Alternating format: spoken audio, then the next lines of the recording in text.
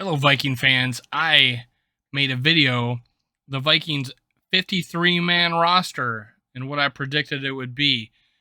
Now, I've also said the Vikings would go 12-5. Now, what could the Vikings possibly do to make them even better? That's up next.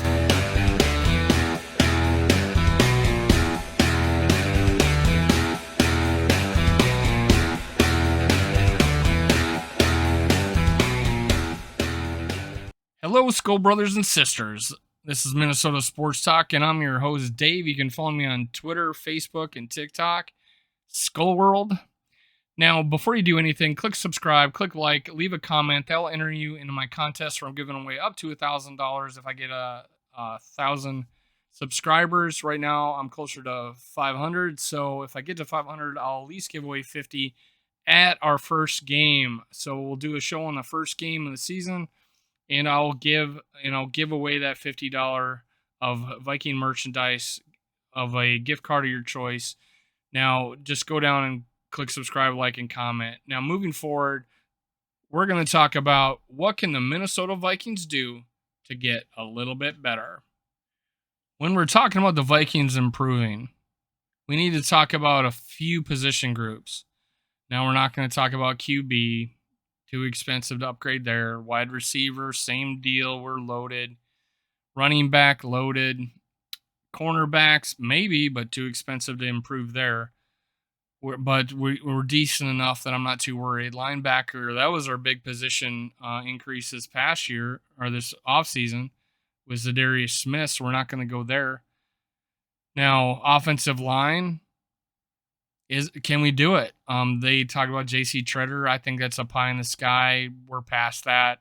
However, we could improve offensive line maybe if someone gets let go and we can improve our depth. I'm still leaving open the door that if for some reason Garrett Bradbury doesn't pan out, which he hasn't the past 3 years, that we can move a Chris Reed to center and put an Ed Ingram at right guard, and I think we fix our situation right there. I think it's a safe situation. However, I do hope Bradbury does fulfill his potential. Hopefully the extra weight helps. So I don't think we're going to improve at offensive line. Where I do think we're going to improve or could improve and relatively cheap is, let's start with one position, and that would be tight end. Right now, we got Irv Smith Jr., and really that's all we got. We got Ben Ellison, Johnny Munt, Zach Davidson, and we got Nick Muse. Now, I have said in my 53-game roster that Nick Muse is the second best tight end on this roster, at least potentially. He hasn't seen him play yet, but I think coming out of college, physical attributes, what I've seen from him, I think he could easily be the second best tight end on this team. However, coaches like veterans, but I think there's a meritocracy here because they don't have any loyalty to past draft picks. This is a brand new front office, brand new coaches, so anybody can make this team. And I think Nick Muse would be one of those guys.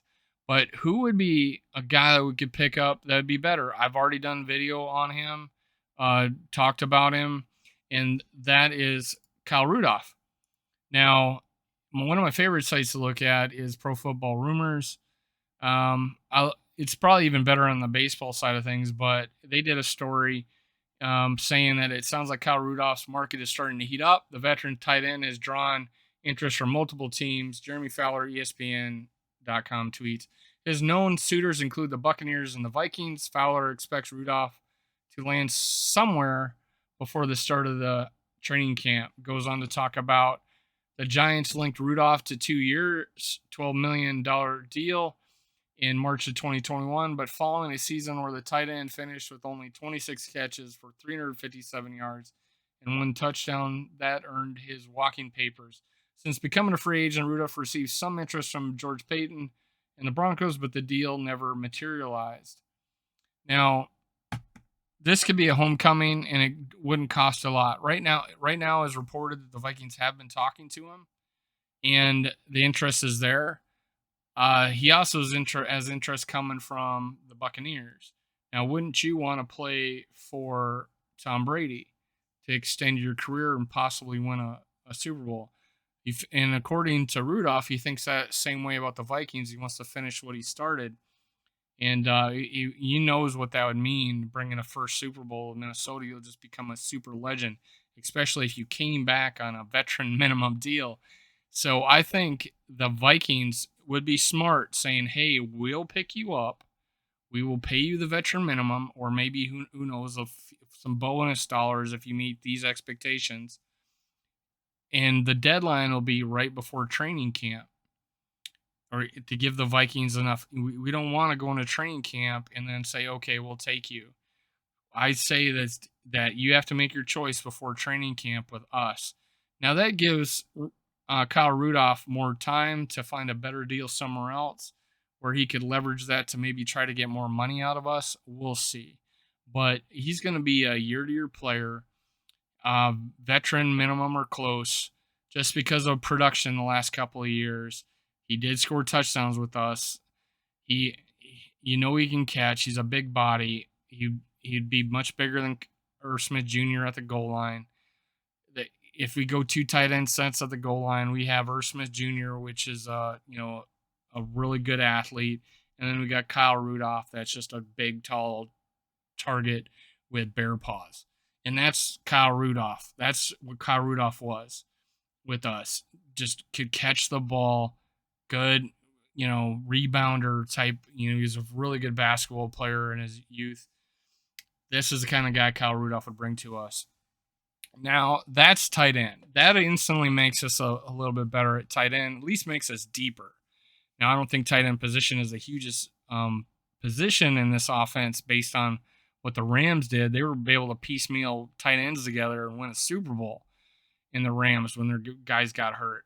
So I don't know if that's a big deal with this offense, but it could not hurt. And it makes us more flexible of what we can do. And if you got two tight ends of the game and two tight ends that can catch and block, it's not predictable. And that's a smart move. If Kyle Rudolph did get better at blocking and if Irv Smith Jr. got better at blocking, then you got a situation where you don't know if we're going to pass or block, if they're going to receive or block. So in splitting Irv Smith Jr. out wide, keeping Kyle Rudolph off the, one off the line. There's a lot of things. It's just amazing. I won't beat this horse to death, but Kyle Rudolph makes us better. I don't care what anybody else says. Now, here's a report. Oli Udoh started 16 games with the Vikings last season.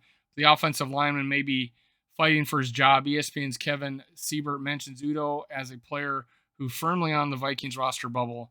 I reported that last week, if not earlier. I've in the live show, I brought it up that Udoh is not going to make the 53.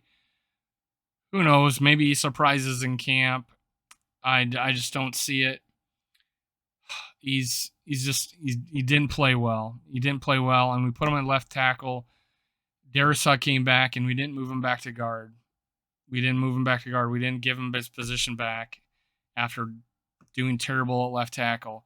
So Kyle, so Oli Udoh is out. He's not going to come back. He may be a good candidate, be a veteran on the practice squad, because you can do that. I think you can have 8 now. So that's Oli Udoh. Just to give you an idea, 2022 NFL cap space by team. This came out July 6th. This is probably still pretty accurate. It's got the Vikings at $10.9 million. So we have room to make one big pickup, and I think if we want to leave a little bit more room, we could work with one player's contract and give us a little bit room. We probably have 2 or 3 guys we can work with if we want to make a bigger roster splash. If people make cuts and we felt like there was a good position to fill. But the next guy who would take a little bit of money was Ndamukong Suh, and he's a free agent. And according to Jacina Anderson, while the market will continue to crystallize for Ndamukong Suh's services as the season draws near, I'm told that the Raiders are not currently in pursuit per league source. Suh can provide value to any number of NFL defenses. Every single defense could use an Ndamukong Suh. I just said in our live draft that I can see him playing defensive end right alongside Tomlinson on rush downs and move into nose tackle on third down to rush the quarterback. We haven't had a Tom Johnson, I think, had 6 sacks. I don't know how many years ago, but that's the last time we've had an interior lineman get 6 sacks. So moving forward, we need a guy that can pressure the quarterback up the middle. We don't have that right now, and who knows? Maybe a Twyman comes in and shows what he can do and plays a nose tackle on a third down. I don't know, but Ndamukong Suh, I do know can do it, and he would be a great pickup. Could be low money, big incentives. Could be just 8 million. Here you go. Make us better. But there's not a single guy out there that don't think that Ndamukong Suh still has a little bit of life left. He had it last year, won a Super Bowl with it. He's got a little bit of life left. Bring that life to the Minnesota Vikings. He doesn't need to be a full-time player. He can just ball out. Who knows? Maybe we get him even lower than 8 million, 6 million. Who knows? And I definitely think there'll be incentives. You could give him a 2-year contract, with some guarantee money maybe spilling over to the second year or a buyout. That would be, if you did a smaller contract, 2-year deal with a buyout next year, that would be a pretty good deal for a guy his age looking for a team. I think we got to sign him soon, before other teams start seeing interest, and he's definitely not lasting until training camp. Now, Ndamukong Suh, he's going to make us better. I say do it. I say bring in Kyle Rudolph. That makes us better. Those two makes us better and makes two of our weakest positions that much, make me that much more confident that we'll upgrade them and be a stronger unit. And I think the inside line on the offense, the offensive interior line, will work itself out because I think we got the depth there. We got depth pieces there that I think are strong. Guys we recently drafted, 2 guys we recently drafted, make us better. And I think Ed Ingram is going to start for us at some point. And that means moving a Chris Reed to center if that was to happen this year. I'm pretty happy where we're at. It could be better, but I'm pretty happy where we're at right now at offensive line. Although it would just cost too much to make it better right now. So that's it. That's the Minnesota Vikings, Minnesota Sports Talk. I'm your host, Dave. Follow me on Twitter, Skull World, Facebook Skull World, TikTok Skull World. Make sure you're subscribed, like, and comment below to enter my contest. See you next time. Skull Vikings.